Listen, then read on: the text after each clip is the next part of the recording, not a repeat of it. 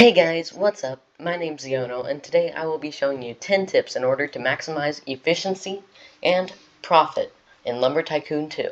The first tip of 10 would be to definitely get the 3 best axes in the game. The first of which is the mini axe. The mini axe has a great strength average for every type of wood, being able to take down entire trees with just a few chops. I don't know why it's taking longer here, but that's just because of lag. Second of the 3 best axes would have to be the gingerbread axe. It has one of the best ranges in the game, but even if it's just on a ledge, you still have to kind of jump in order to cut things. Like shown here, and boom. Has a lot better range than the mini axe, and it has 2 trees that it does great against. Final of the best 3 axes would have to be the refined axe. Although it does no damage to normal trees, what it does do great against is planks. I would say it's around like 10 times better than mini axe. Compare this, takes 3 strikes on here, but look at the cooldown in between each strikes on the mini axe, and compare that to the refined axe. Much better.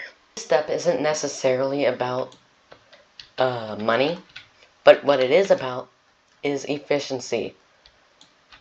I would say that lights are a must-have for any base, because right now it is nighttime, and without the light, it would be very hard to see. Now I have my brightness turned up for you guys, so it's not so hard for you. Now there are 2 different types of lights I have on here. There's a third type, or you could even use neon wires.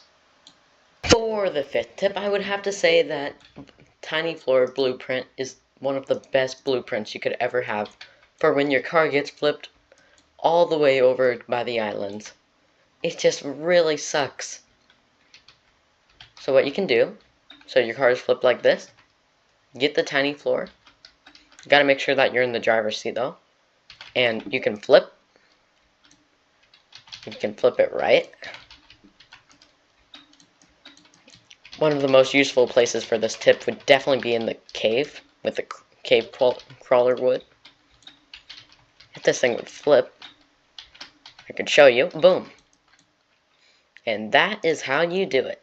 For the 6th tip, I would have to say using the right axe for the right type of wood is essential for efficiency. So say that you're going up to the volcano to get some lava wood, but you decide to bring, I don't know, gingerbread axe. Well, when you try to chop it down, you'll realize, look how long it takes. It takes forever. But if you're smart, you'll know that the fire axe actually does better against lava wood. So you bring that instead, and it only takes a few chops. For the 7th tip, I will say that you need to get logical in order to make as much money as quickly as possible. So say that you have a big log, but you only need little parts for, say, building. Like if you have the golden blueprints and you only need 1 unit. Or maybe you just need a bunch of logs cut down. Well, say you had a conveyor right here. I don't, because I only have 1 tick to do this correctly. So right here I have a wood detector connected with a neon wire to a laser pointer to a laser receiver with a neon wire going to the saw. So what will happen when I put this lava wood, because lava wood is in the wood detector, cross, whoop, it will cut the log. For the 8th tip, I will recommend 100% make shelves for your items. Not only does it save you from having a mess over here, from axes to everything. I've actually used them earlier in the video with these axe stands, with the fire axe, with the lights even. And any stock that you may have, of course you can make larger, way larger shelves for bigger items like the giant turkey. But use shelves, for the love of God, please use shelves. For the 9th tip, I will say that having a little drop off at your base not only looks amazing, but it is so useful. Right here what I have is just some conveyors. I'm planning to make this a big branching out thing, but that will be for a later video. But what you can do is you can get a truck like this, open the tailgate, once you make one of these, of course. Then you can knock some wood onto it. Now, obviously, there are better ways to knock wood onto here, but I just like doing this because I think it's kind of funny.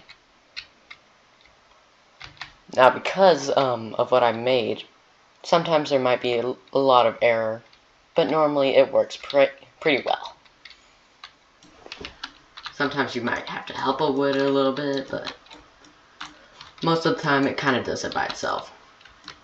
So if you use your knowledge for tip number 7, you could definitely make one of these with quite ease. A lot of ease, of course. And coming out the other side is all the wood that we just put in there. And for the last tip of today's video, I will be saying you must apply all of these in order to have a much easier life. Or maybe you'll find some of your own. I might be making a second video on this thing, adding another 10. But if you apply all these things, then you can turn your base from this to what I have over here. This is obviously a demonstration. You can make it much better, however you want. But the real number 10 tip, get experimental.